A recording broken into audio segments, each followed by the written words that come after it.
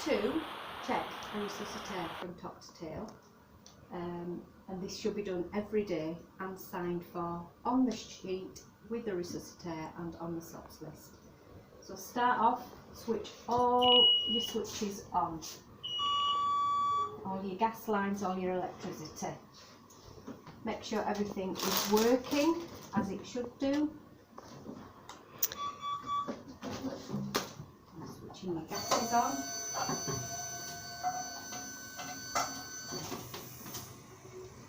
So make sure all your lines are working and that the correct pressure is reached, which is 30 milligrams of mercury and 30 bars of pressure on your suction and on your auto breath. Carol, what are you just doing with your finger there in that mask? I'm occluding the end of the mask so that the pressure is reached on the patient supply wheel. Can you just tell us as well what the switches are that you've switched on? So I've switched the electricity switch on. The pressure, it will come on at pre-warm and it'll come on at 100% heat. It'll gradually go down and be maintained at 30% heat. That's on pre-warm. If you need it warmer than that, you press 2 arrows down to manual and increase the temperature accordingly to what you require, and it will stay on that heat until you change it otherwise. If you want to attach the baby temperature probe, you press the 2 arrows up until it says baby and put the temperature probe in. That goes silver side down onto your baby,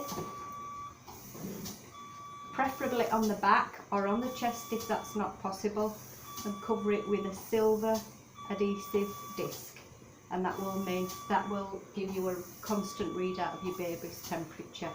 If that's not required, unplug it again and put back onto pre-warm. Is there a clock, Carol, that needs taking? There is a clock that if you to time your APGARs at 1 minute, 5 minutes and 10 minutes. It says start and stop, and that is your APGAR counter.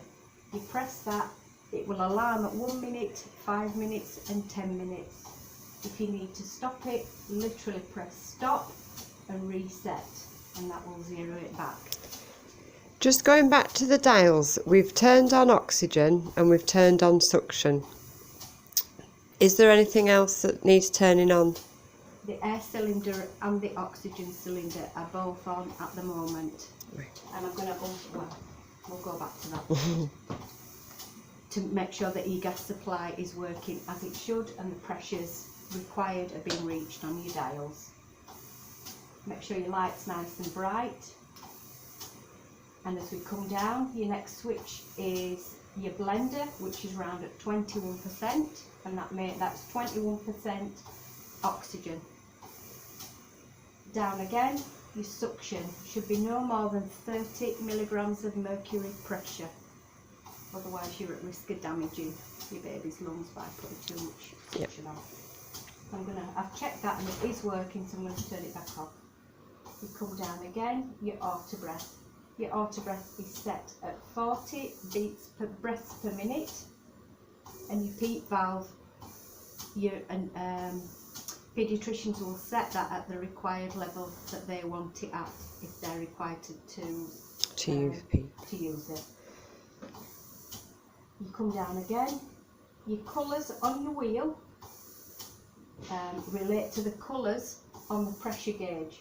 So 30 bars of pressure is to the top of yellow, and accordingly the pressure relief should be set at the top of yellow, and that should hopefully gain 30% of pressure to inflate your baby's lungs, and running at 10 litres a minute. Your auxiliary flow should be turned off at this point unless you wish to use the bag of mask, and then it will be turned round to 10 litres a minute again. So once you've checked your pressures are what they should be, then you can unplug your oxygen from, I've unplugged my oxygen from the line. Turn your cylinders back off